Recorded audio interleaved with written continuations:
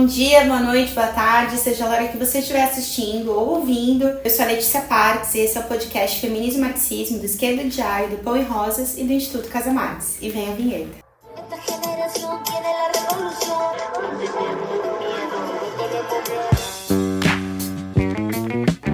A série Adolescência, criada por Jack Thorne e dirigida pelo Philip Barantini, tem gerado debates bastante importantes sobre a ideologia patriarcal, machista na nossa época. Uma época de crise social, econômica, política, cultural, o que o grande revolucionário italiano Antonio Gramsci chamaria de crise orgânica. Nesse episódio número 114 do Feminismo e Marxismo, a gente vai falar não só sobre essa série espetacular, mas também sobre essa subcultura que é debatida nela, a subcultura incel, da manosfera, e que tem sido disseminada aí pela cabeça da juventude, inclusive dos mais novinhos. A ideia então é que a gente termine esse episódio pensando sobre os caminhos da cultura em tempos de crise e o que esses movimentos da consciência têm a ver com as mulheres e com a população LGBTQIAP+. Bom, gente, em primeiro lugar eu queria contar pra vocês que a gente tem um episódio de número 103 aqui do Feminismo e Marxismo, daquela época ali da temporada 3, onde as âncoras e Flávia, saudades, e a gente debate bastante profundamente o que é essa subcultura aí do incel, da Red Pill. Então eu não vou desenvolver muito aqui, descrever muito aqui o que é essa subcultura, esse movimento em si. Convido vocês a ouvirem o episódio 103, chamado Incel, Red Pill e Violência de Gênero. A gente vai deixar o link aqui tanto no episódio em áudio, nas plataformas de áudio, mas também vamos deixar o link aqui no YouTube. Vamos colocar aquele quadrinho para vocês poderem clicar agora diretamente, quem quiser correr para lá e depois volta nesse episódio aqui de hoje. Bom, esse episódio de hoje a gente vai debater a série Adolescência, né? Que vai ser boa parte aí da nossa conversa. A nossa parte 1 do episódio vai ser sobre adolescência. A parte 2 vai ser sobre a manosfera, que é um termo que tem sido usado bastante para debater essa série. E por fim, a gente vai para a parte 3, esse episódio tem 3 partes, onde a gente vai debater os problemas da cultura e como que o marxismo pensou o problema da cultura, das relações, do modo de vida, dos relacionamentos amorosos, né? A gente poder também sair daqui com um pouco de perspectiva e imaginação sobre o que é possível fazer frente a uma situação de tanta crise social, política, cultural, etc. Então vamos diretamente aí para a nossa parte 1 sobre a série Adolescência.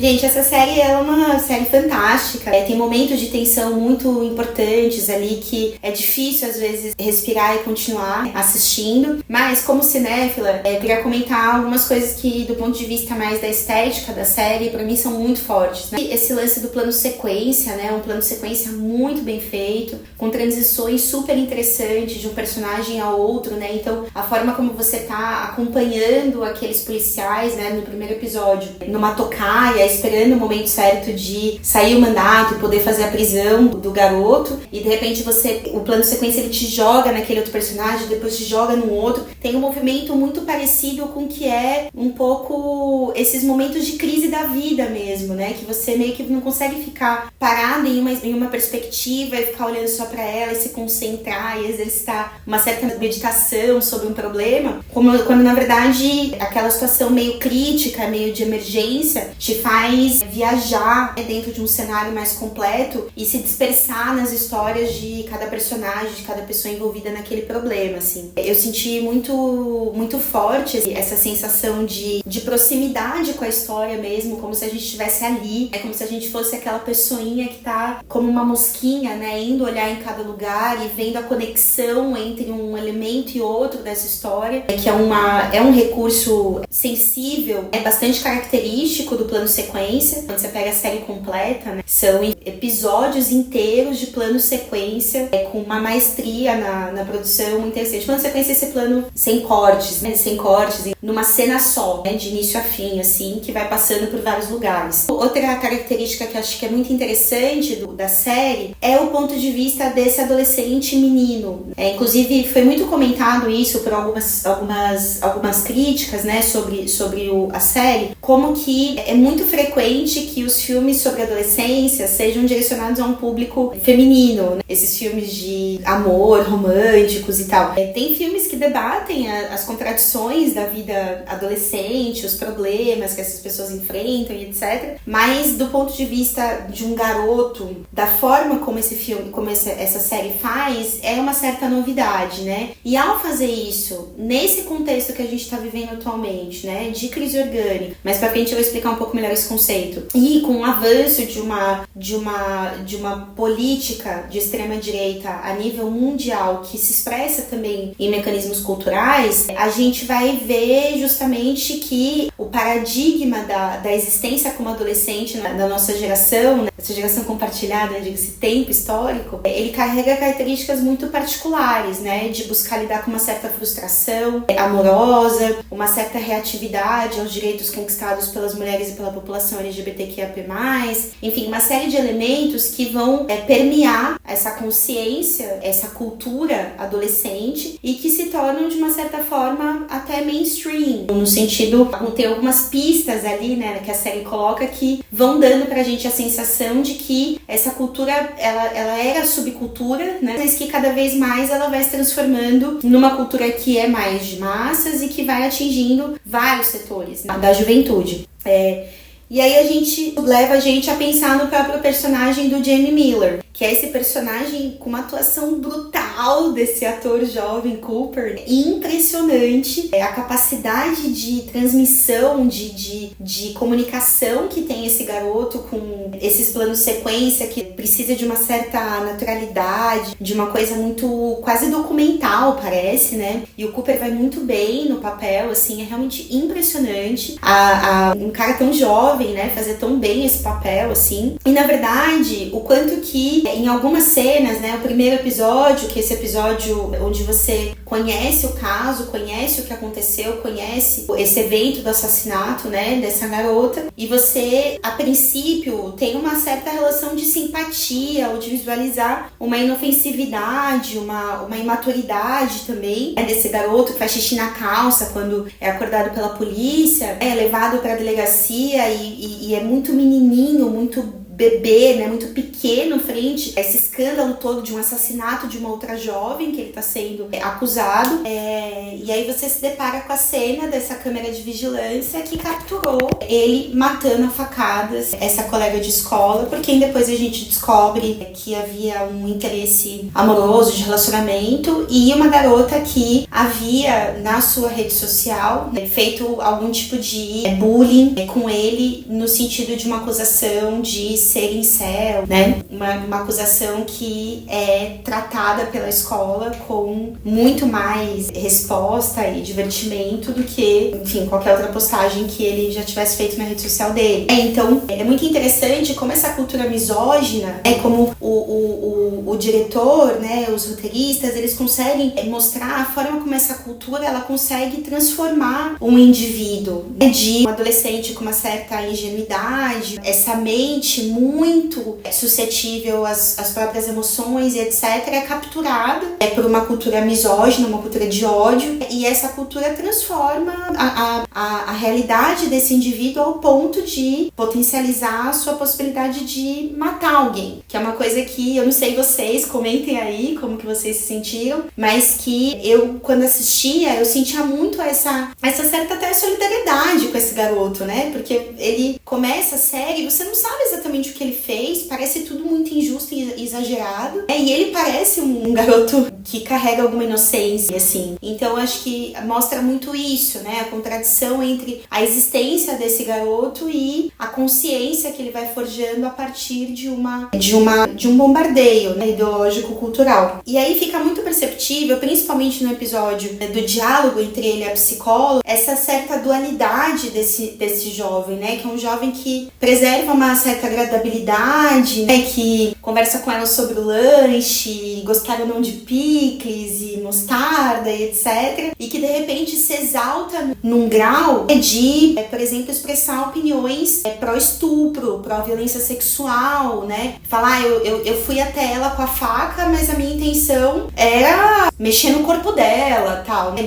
Querendo dizer que ele não ia fazer nada demais, né? Ele só ia estuprá-la, talvez. Então, o tempo inteiro essa dualidade entre o que é esse jovem e o que são essas palavras, esse conteúdo que ele começa a expressar e vomitar, né, nesse diálogo com a psicóloga, que inclusive também é uma atriz fantástica. Que atuações, meus amigos, nessa série. Quem não assistiu, gente, independente de qualquer spoiler, assistam, tá? São atuações impressionantes e eu destacaria bastante a atuação dessa atriz, né, que encarna a personagem dessa psicóloga, que se escandaliza muito com as falas desse garoto e claramente se surpreende com o grau e a intensidade de uma violência intencional que ela percebe na forma como ele tá fazendo a sua leitura de realidade. Ela é a personagem mulher da série com a participação mais, digamos, contundente. A mãe, ela tem uma participação importante, a irmã, a própria jovem assassinada aparece como uma sombra, né, do passado e dos caminhos que levaram a essa situação, mas a psicóloga, ela tem essa função um pouco de expressar um pouco um ponto de vista de mulheres conscientes do que está sendo dito para esse garoto, né, mas que ao mesmo tempo se coloca um desafio de buscar entender, compreender a composição subjetiva que leva ele ao que ele fez, né? Mas ela não consegue, me parece, a sensação pelo o grau de escandalização, os momentos que ela se retira da sala em que ela tá com ele pra tomar um chá, mas ela não toma chá, ela sofre. A gente fica se perguntando o que é esse sofrimento, ou qual a natureza desse sofrimento que ela tem, né? E pra mim vieram várias hipóteses, assim. A primeira é o sofrimento de uma natureza feminina, né? Entre aspas, um certo sentido, ainda que a gente não veja dessa forma como marxista, mas talvez seja a leitura do roteirista, né? Dos roteiristas, de que ela entra como essa mente consciente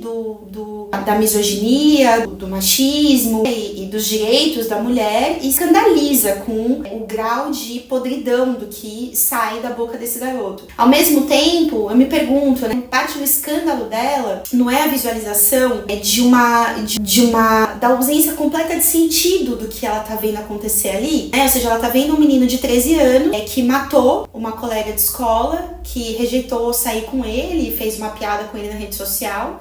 Tudo isso, obviamente, na adolescência toma dimensões incalculáveis, né? Todo mundo lembra alguma situação na adolescência que anos depois a gente percebeu que era ridículo, mas que afetou muito, né, aquele nosso momento ali, gerou um sofrimento e tal. Eu fico me perguntando, será que a escandalização dela também não é um pouco isso, né? O fato de que ela, como psicóloga, entende o nível de incompletude que é esse sujeito e o quanto que as escolhas dele são semi-escolhas, né? Ou seja, a gente aqui, por exemplo, ninguém é a favor de maioridade penal, né? Ou seja, uma criança de 13 anos que mata alguém, algo foi feito com a cabeça dessa criança, né? Então acho que ela também tá visualizando esses dois elementos, né? É uma violência muito grotesca, ao mesmo tempo a gente tá tratando de uma criança, né? Como que essa criança chegou nesse lugar, né? Eu acho que existe muito disso nela, assim. Não sei se também sou eu como professora lendo a personagem, mas pra mim fica um pouco essa interrogativa. E esse dado, né, de que ela é a personagem feminina da série com uma participação mais integral no enredo, como, né, que você consegue ver várias dimensões dela, você consegue ver essa angústia, esse sofrimento, uma sagacidade na forma como entrevista, tudo isso mostrando tanto um lado muito profissional como psicóloga, e sabendo ter uma abordagem muito sensível com essa criança, ao mesmo tempo que existe um limite, que é um limite do feminismo, né, que a gente vê aparecer nela. Qual feminismo? Debatamos, né? Existe algo disso nela. Depois, pra mim, uma outra questão interessante da série é a questão do pai. O pai, ele é um personagem chave ao longo da série, ele é a expressão do diálogo intergeracional entre essa criança e o mundo adulto que conhece ela, mas não conhece ela, né? Um mundo adulto que convive com essa criança todos os dias, faz refeições com essa criança todos os dias, leva à escola, participa das atividades escolares, é um pai presente, participativo, querido pelo filho, né? Não é um filho que aparentemente apanhou, foi maltratado pelo pai. Existem aspectos de constrangimentos da relação entre os dois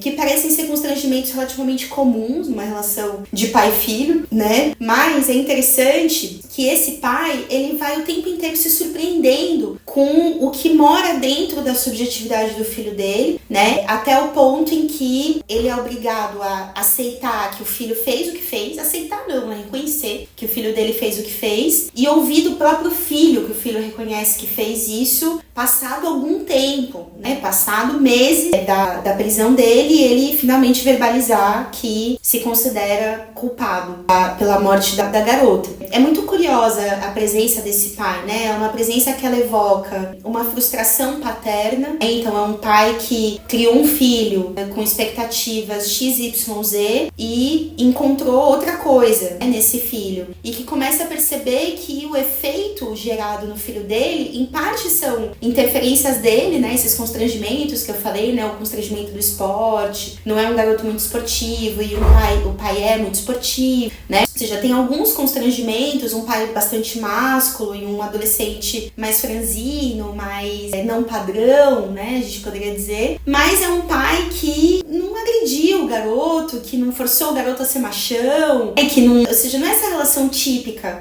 de um pai escroto, que às vezes a gente vê como uma narrativa meio padrão de por que esse garoto chegou nesse ponto de fazer essas coisas. É um pai carinhoso e que percebe que o efeito das ações dele, de uma certa forma, é incontrolável frente ao que a realidade estava oferecendo para esse filho dele, né? Então ele comenta com a esposa, né? Nossa, agora eu me dei conta que eu pesquiso coisas irrelevantes na internet e os resultados falam de ódio às mulheres, né? Então ele se dá conta a partir da experiência que ele está vivendo com o filho que existe uma ideologia dominante, né? E que a ideologia dele, por mais que ele carregue aspectos dessa ideologia dominante, ele não controla o que o filho dele vai pensar sobre o mundo e sobre as mulheres. Então é bastante revelador de um aspecto que a gente vai debater mais adiante, que é o problema da própria ideologia e da cultura na sociedade de classe. E por fim, eu achei bastante interessante, não vou desenvolver tanto pra gente ficar numa conversa muito longa aqui, mas a questão dos professores da polícia, né, que é uma outra evidência também que a série coloca desse problema intergeracional, né, e o fato de que a gente está vivendo hoje em um momento de uma crise orgânica, a gente vai explorar um pouco mais esse conceito depois, e que existem respostas que estão sendo oferecidas por setores burgueses diretamente, né, para a nossa juventude, que a gente não consegue sequer conhecer ou entender, porque faz parte de um ambiente que só os jovens participam, né? Então é muito interessante aquele momento onde o filho do policial explica pro policial o que significa cada cor de coraçãozinho dos emoticons, né? Ou seja, ele fala, olha pai, tem todo mundo aí que você tá passando vergonha, porque você não conhece, né? E o quanto que essas duas gerações, elas não conseguem viver apartadas, né? Elas podem estar apartadas do ponto de vista do seu consumo cultural, mas as suas vidas se atravessam, né? Porque é o pai de uma jovem que está sendo afetado pelo assassinato da sua filha, é o pai de um jovem afetado pela surpresa de perceber que o filho cometeu um assassinato, é a surpresa de um pai em visitar uma escola e perceber que a escola vive uma crise, não funciona, né? Ou seja, essas gerações elas se comunicam, elas interagem, mas ao mesmo tempo não. Então existe um problema aí que essa série está colocando, que é um problema muito interessante da gente pensar, que é o quanto que as crises capitalistas e as experiências de guerra, mas também as experiências de revolução, elas aceleram os tempos, né? E a gente parece muito mais distante, pelo menos é uma sensação, né, que pode se ter, que para algumas pessoas a distância entre o jovem e o jovem adulto, né, que são quase que uma mesma geração, assim, estão muito próximos, tem, sei lá, 20, 15 anos de diferença, não se entendem, né, não conseguem se comunicar, porque justamente é um processo de aceleração dos tempos, né? Não significa que esses adultos não estejam também vivenciando essa crise, estão, mas estão vivenciando essa crise a partir de um ponto de vista que afeta outros aspectos da vida social, né? Que a manosfera não vai necessariamente se relacionar, ou vai se relacionar de outra forma. Enquanto a crise oferece respostas culturais e ideológicas de empreendedorismo, individualismo exacerbado, seja você sua própria empresa, casais felizes enriquecem juntos, para os adultos, né, para os adolescentes, ela vai buscar oferecer conteúdos semelhantes com problemas distintos, né? Então ela vai se relacionar com o problema do relacionamento, da autoestima, das crises com aparência física e etc. Então, enfim, passado aqui esse momento meio longo de comentar a própria série, porque eu tava realmente muito entusiasmada, gente, vocês algumas reflexões sobre ela, a gente vai entrar então na nossa parte 2 desse episódio para debater justamente o que é essa manosfera e do que esses caras estão falando.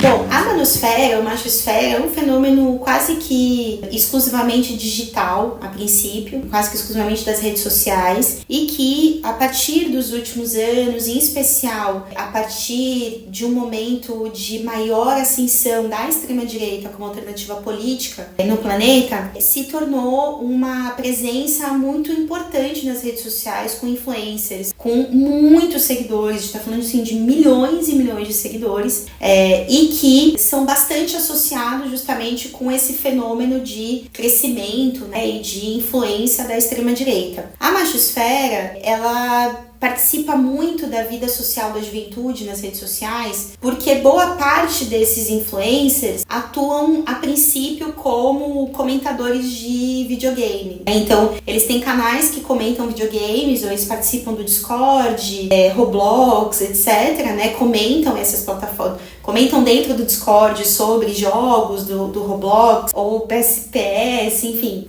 Parte muito desse universo dos jogos, e a partir dessa conversa sobre os jogos vão levantando problemas da vida emocional e relacionamental da juventude. Do que falam as manosferas, né? Do que a manosfera comenta, quais são os principais assuntos? O top 1 é relacionamentos, né? Então é muito comum dentro da manosfera, por exemplo, aparece esse debate que é comentado na série Adolescência, que é essa questão do 80-20, né? Que é uma ideia de que 80% das mulheres se atraem por apenas 20% dos homens. Que em última instância, junto de outros tipos de discurso que existem sobre problemas de relacionamentos, buscam atribuir a responsabilidade pela não realização amorosa do jovem homem à mulher, né? Ou seja, lançar toda a frustração do indivíduo frente a um problema comum, gente, que é a dificuldade de se relacionar, que devia ser tratado como uma questão comum, quase que universal. É tratado nesse caso, né, a partir da perspectiva da manosfera, dos incel, como uma responsabilidade da mulher, né? Então, a mulher, ela tem interesse apenas por homens que são alfa, né? E os homens que não são alfa, que não são os, né, o topo da cadeia alimentar aí, masculina, que não são másculos, não são belos, etc, entre aspas, né? Tudo isso entre aspas. Esses homens, eles seriam forçados a um celibato involuntário, né? Ou seja, as mulheres forçam que esses homens vivam uma condição de não realização sexual. Então a culpa da não realização sexual masculina na manosfera seria da mulher. Quem fala isso? Andrew, que é acho que um dos principais influencers incel, não é incel, ele é red do planeta. A gente é muito visto pela juventude. A gente pode falar do Calvo do Campari, né, que é o Thiago Schultz. Aliás, dá uma olhada nesse trecho aí do Thiago Schultz. Cada mulher que conheço só me dá mais certeza que ficar solteiro é a melhor opção hoje em dia. E a tua frase não está errada, tá, meu irmão? Aí é o seguinte: quem está num bom casamento, mantenha seu bom casamento. Quem está num bom namoro, mantenha o seu bom namoro. Quem está solteiro, não se apresse para namorar. Não se apresse. Não é mais como era 5, 10, 15 anos antigamente. Você tinha uma quantidade, uma proporção de mulheres boas versus mulheres ruins muito diferente do que é hoje. Quer dizer que hoje a mulherada não sabe mais direito se relacionar, não sabe mais respeitar um homem no relacionamento, não sabe o que quer no relacionamento. Então vale a pena? No geral, é melhor ficar solteira até que apareça uma mulher tipo bacana, decente. Então é exatamente isso, né? Falando como que a responsabilidade pelo sofrimento masculino, pela não realização masculina, pela sensação de uma sobrecarga, de dinheiro que não dá pra nada, e que eu batalho e ela pega todo o meu dinheiro, né? E tem uma frustração financeira, como tudo isso é culpa da mulher, né? E isso leva a problemas muito importantes, né? Por exemplo, de violência de gênero. No episódio 103, né, que a gente debate o fenômeno incel, a gente mostra a relação entre, por exemplo, os ataques a escolas e esse discurso de celibato involuntário, com inclusive casos como de jovens que entram em escolas atirando na cabeça de garotas, né, não matam garotos ou ferem garotos, né, porque são alfa, sei lá, mas matam as meninas justamente porque atribuem a elas a toda a frustração que sentem frente a uma vida complicada, né, uma sensação de não pertencimento, de dificuldade de existir no mundo, né. Existe bastante dentro também desses fóruns, dessa manosfera, uma certa reação às conquistas de direitos de mulheres e populações LGBTQIAP+. Ou seja, como se ao conquistar mais direitos, o movimento feminista, os movimentos LGBT tivessem retirado um espaço de direito dos homens, né? Como se a conquista de mais direitos se desse em detrimento de outros direitos. A dificuldade de encontrar empregos, a dificuldade de se realizar profissionalmente, de comprar a própria casa, ou seja, uma série de problemas que a gente poderia atribuir justamente à condição de uma crise capitalista que a gente está vivendo, não são atribuídos à crise capitalista, mas sim às mulheres, né? Então é uma jogada de situar o problema da crise capitalista de uma forma, com um olhar, né, que desvia da crítica ao sistema capitalista, à sede de lucro, à ganância capitalista e coloca tudo sobre as costas das mulheres e das populações LGBTQIAP+, né? E por fim, a gente pode falar também de um certo intento da manosfera de produzir conteúdos de autoconhecimento. Então se fala muito de, não, a gente não é misógino, a gente só quer que os homens se conheçam melhor, que eles explorem a própria sensibilidade, a própria subjetividade, que é um discurso que dialoga muito com um processo que a gente está vendo acontecer, né, de um crescimento da depressão, da ansiedade, de uma forte crise subjetiva que a juventude está vivendo frente à dificuldade dos tempos, né, pensando do ponto de vista mais histórico mesmo, né, uma situação no mundo de guerra na Europa, de crises de desemprego, crises climáticas e etc. E responder essa angústia subjetiva através de estimular, de dialogar, realmente você precisa se autoconhecer, porque as pessoas percebem que elas não estão bem, mas esse autoconhecimento, ele tá a serviço de produzir respostas que desviam de um autoconhecimento profundo, né, que seria perceber que eu tô sofrendo não é porque eu sou um bosta, né, eu tô sofrendo porque a realidade tá massacrando, né, a juventude, a classe trabalhadora e tudo mais. Aqui, gente, a gente encerra um pouco essa parte 2, né, explicando um pouco o que são os debates que estão dentro dessa manosfera, para que a gente possa justamente ir para a parte 3, né, e tentar pensar os problemas da cultura, né, e como que o marxismo entendeu o problema da cultura e da ideologia, tanto em tempos de crise, quanto na sua configuração dentro da sociedade capitalista, e como que entender isso vai ser muito importante para a gente não sair da adolescência pessimista. Bom, gente, então vamos para nossa parte 3, a gente vai falar sobre os problemas da cultura. Eu trouxe algumas referências aqui para vocês. O primeiro texto que eu queria ler para vocês é uma elaboração do Marx, uma elaboração bastante conhecida do marxismo, onde ele fala, no Congresso da Liga dos Comunistas, onde ele está debatendo justamente o problema da ideologia. E aí ele fala o seguinte: será necessária uma grande perspicácia para compreender que as ideias, as concepções e as noções dos homens, numa palavra, a sua consciência, mudam de acordo com qualquer modificação registrada nas suas condições de vida, nas suas relações sociais, na sua existência social. A história das ideias não demonstra que a produção intelectual se transforma de acordo com a produção material. As ideias dominantes de uma época, aqui é clássica do Marx, né? As ideias dominantes de uma época nunca foram mais do que as ideias da classe dominante. Então, eu tô trazendo esse trecho porque, assim, quando a gente fala da manosfera, é muito louco, porque a princípio parecia que era uma coisa bizarra, que não existia em lugar nenhum, que é coisa de maluco. Mas, gente, quando a gente vê que Andrew Tate tem milhões de seguidores, que grandes capitalistas como Zuckerberg, né, ou o próprio Musk, vão mantendo aberto o espaço para que pessoas como o Tate possam falar, possam distribuir um discurso de ódio muito escandaloso. Quando a gente vê tudo isso, a gente entende que o espaço de circulação que essa cultura do incel, do red pill, da manosfera encontra para circular é um espaço que está determinado pelos interesses da própria burguesia. Então, quando a gente vê que tem muitos jovens usando termos da cultura de atmosfera, falando de sigma e alfa, como que uma ideologia se torna dominante? Quando ela se encontra com os interesses de uma classe dominante. É por isso que o comunismo não é uma ideologia dominante, o socialismo não é uma ideologia dominante, mas a verdade é que, do ponto de vista da lógica do sistema capitalista, o que precisa ser dominante é o patriarcado, é o machismo e a misoginia. Então não é à toa que caras como Andrew Tate, it's bang out the machete, boom in her face, and grip her up by the neck. What's up, bitch? Caras como o careca do Campari, eles se tornam figuras de massas bastante porque são estimulados por setores da própria burguesia. Acho que a segunda coisa que a gente vê nesse trecho do Marx é o elemento da transformação, Então, como que a esfera, o incel, se torna uma ideologia que se transforma de massas? É a partir de um processo de aprofundamento de uma crise capitalista, Agora vai ser útil pra gente esse conceito da crise orgânica, que é um conceito que vem do Gramsci, que fez importantíssimo, revolucionário italiano, escreve a partir da prisão. Esse conceito ele é bastante debatido nesse livro aqui, Estratégia Socialista e Arte Militar, e é um conceito que ele vai ser bastante importante para a gente entender de que dimensão de dificuldade subjetiva a gente está falando quando a gente olha para uma geração, para várias gerações, que compartilham desse mesmo momento histórico e que todas elas vivem de alguma forma crises subjetivas que parecem resolvíveis, de um certo ponto de vista. O Gramsci ele vai dizer que a sociedade capitalista compartilha da visão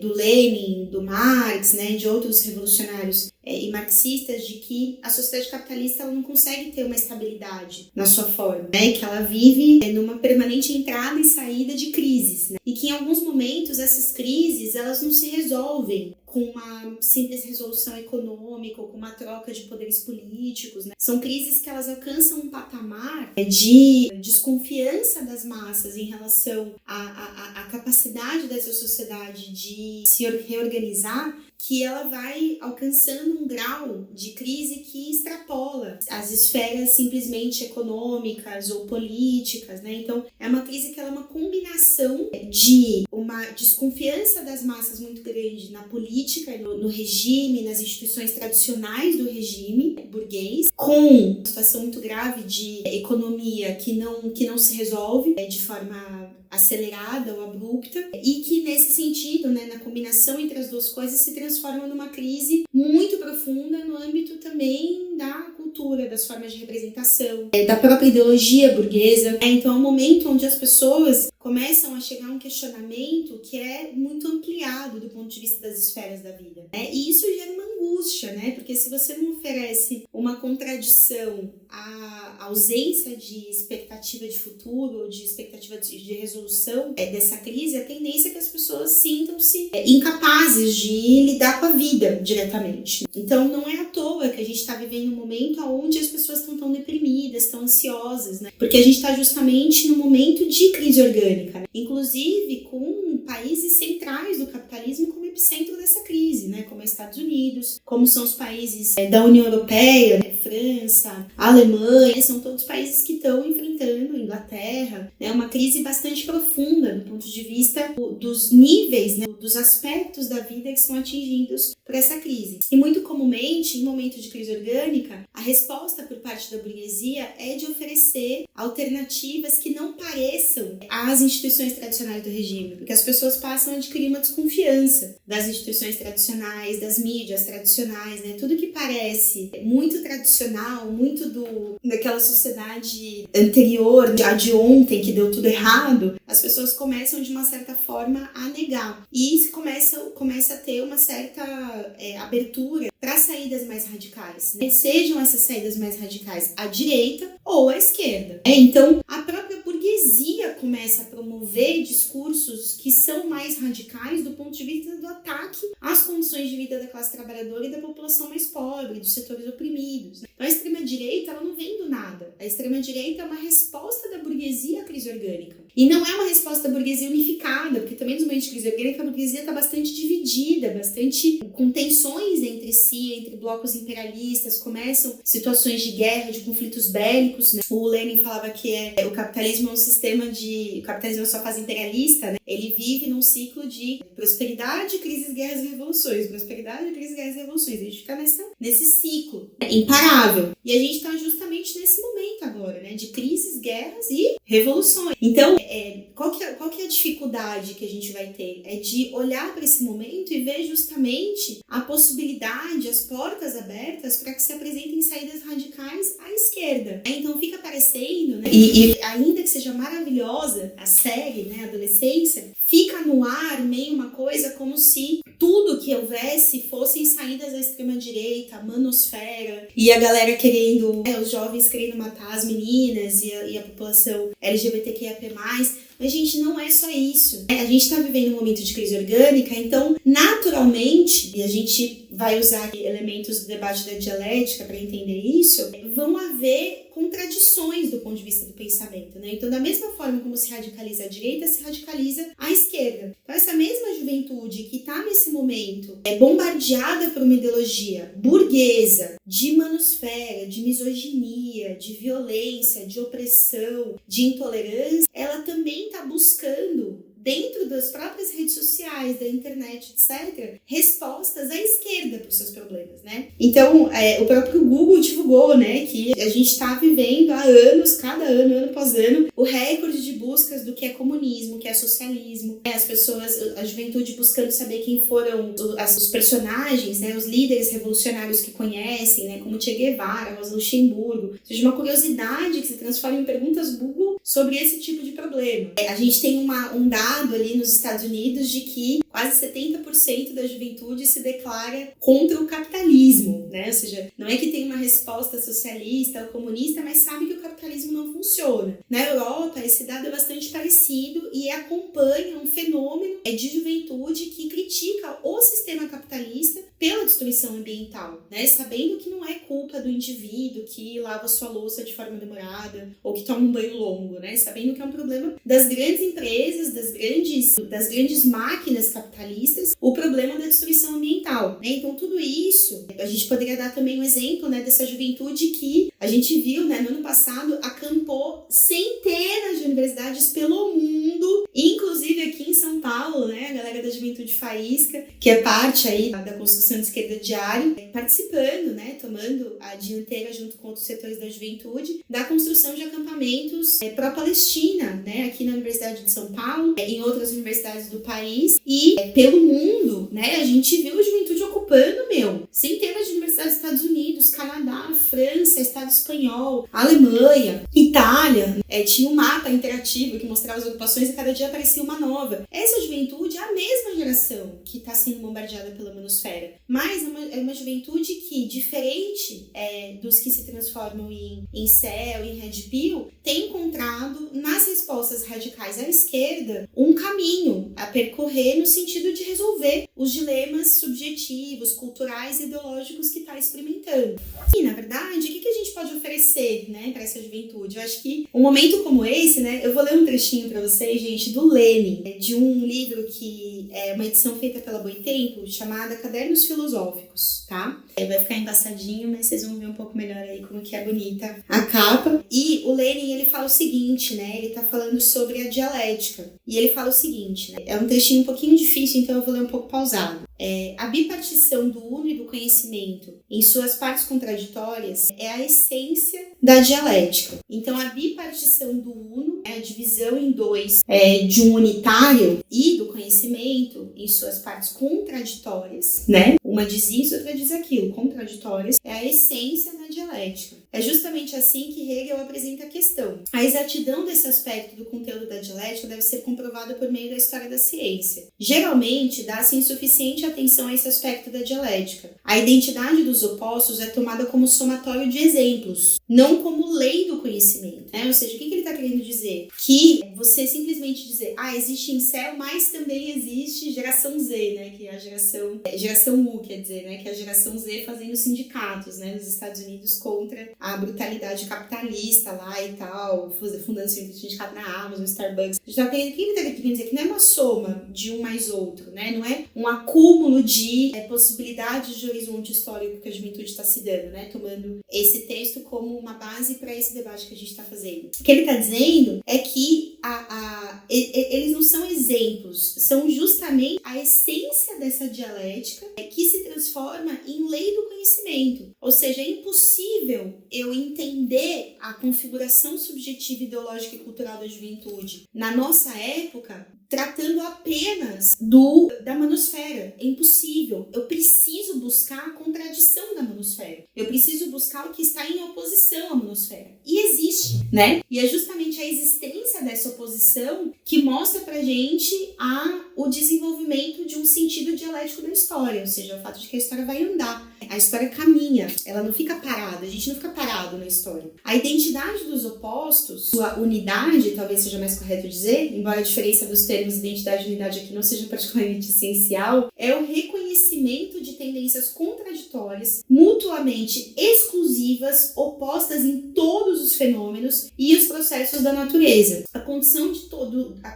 do conhecimento de todos os processos do mundo em seu automovimento, em seu desenvolvimento espontâneo, em sua vida viva, é seu conhecimento como unidade de opostos. Então, gente, eu vou encerrar o vídeo com essa leitura do Lenin, porque eu acho que ela esclarece muito o que a gente quer dizer quando a gente fala que é impossível explicar a dinâmica, o movimento da cultura na nossa época sem identificar esses dois opostos. A burguesia como ofensiva, ideológica, misógina, agressiva, de aprofundamento das opressões e da violência, do ódio violento contra mulheres, população LGBT, negras e negros, migrantes, etc., por um lado, e por outro lado, uma ideologia que tem uma origem proletária, no seu sentido de objetivo de classe, né? Porque é anti-imperialista, porque é anticolonial, porque é anti-exploratória, é antipredatória, né? Então, do ponto de vista da sua localização na luta de classes, na dinâmica da luta de classes, essa juventude que se radicaliza à esquerda, ela se posiciona em torno de um objetivo histórico proletário, ainda que não necessariamente tenha características operárias ou tenha encontrado um caminho de colocar a classe operária na dianteira dos processos políticos para conseguir justamente atacar no centro do poder capitalista, que é a força de trabalho. Ou seja, eu não estou querendo dizer que é proletário na composição social, mas do ponto de vista da tensão entre as classes, se posiciona no lado oposto do que é o sentido ideológico da burguesia. E é muito importante visualizar a existência disso, e não só visualizar, mas potencializar. Ajudar aqui, através das nossas organizações sindicais, de professores, de trabalhadores de um bairro, de uma comunidade onde estão acontecendo problemas de misoginia, manosfera, etc., que a gente consiga oferecer para essa juventude alternativas que sejam também radicais, porque não dá pra gente simplesmente contra a manosfera oferecer a normalidade, o padrão da vida burguesa, o padrão da vida capitalista, o padrão da vida assalariada, numa escravidão assalariada em que você gasta quase todo o seu dia se transportando até o trabalho, desperdiça a sua vida ali e volta para casa sem sentido de existência. Não adianta, frente a uma juventude que está vendo que a realidade está em frangalho e que é impossível resolver essa realidade simplesmente retornando a uma normalidade escrota, oferecer essa normalidade, né? Isso é o que faz partidos como o PT, né? Que é um reformismo que fica falando de não, gente, não vamos fazer bagunça, não vamos criar caso, vamos para casa, vamos civilizar. Todas essas saídas da passividade, a juventude não quer escutar isso, porque a juventude olha para a vida passiva do sistema capitalista e visualiza a destruição ambiental, caos, miséria, insatisfação, não realização, né? Então, a oferta não pode ser essa, a oferta precisa ser uma oferta radical, precisa ser retomar conceitos, por exemplo, frente ao drama das relações amorosas que a nossa juventude está vivendo, debater, por exemplo, a possibilidade do amor livre, né, do fim da família burguesa, como fala Kollontai, e a possibilidade de que a gente possa se amar sem o egoísmo e os ciúmes produzidos pela possessividade nativa da sociedade burguesa capitalista, que nos educa a entender que a mulher é uma posse do homem, né? Por que a gente não se liberta disso? Não seria muito mais livre tanto a vida da mulher quanto do homem, quanto das pessoas não binárias, das pessoas trans, se a gente pudesse ter condições novas de uma vida material que nos proporcionasse uma liberdade diante do amor, né? Que o amor não tivesse condicionado a dividimos o mesmo aluguel e eu preciso de você porque materialmente somos dependentes. Não, o amor precisa estar condicionado a uma vida livre do lucro da exploração capitalista, né? Isso é, por exemplo, o que dizia Alexandra Kollontai, né? Ou seja, retomar esses exemplos, retomar o que foi feito, por exemplo, com as possibilidades de amor, de experimentação sexual e dos relacionamentos da juventude na experiência da Revolução Russa de 1917, retomar essas experiências pode ser um caminho, por exemplo, para ofertar uma possibilidade de transformação radical da vida dessa juventude que enxerga toda essa podridão do sistema capitalista atual como uma vida do velho, que eles não querem mais viver, né? E eles estão certos. Agora, não pode ser que a única radicalidade que eles escutam é a radicalidade do assassinato, da misoginia e da violência. Eles precisam ouvir uma radicalidade revolucionária e comunista.